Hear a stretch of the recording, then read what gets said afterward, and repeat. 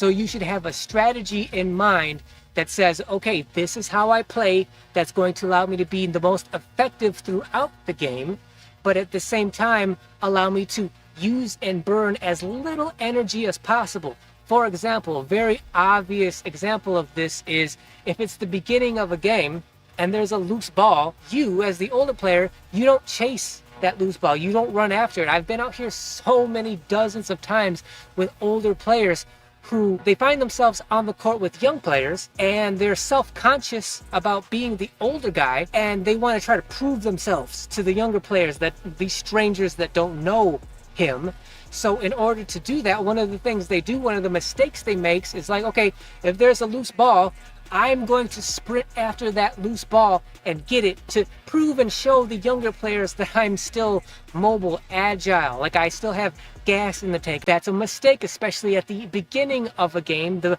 first half of a game, because that's energy that you're burning that you as an older player are not going to regenerate for that game. You as the older player have earned the right and hypothetically, theoretically, the respect of the younger players that, like, if there's a loose ball towards the beginning of the game, you as the older guy, the obviously older guy, you're not going to chase down those loose balls. It's your job, your responsibility to keep yourself in good enough shape and condition to be able to perform physically at the end of hypothetically, theoretically close games, and so you can make the right decisions and have the energy to execute those decisions in those key moments. If you don't have the physicality to make the right pass or get the rebound or go for the right steal at the right time, if you just don't have the energy to do that because you burned it at the beginning of the game, then you're no use to your team. You might as well just go stand on the side and like verbally coach them. But because you're on the court and you're trying to be a physical presence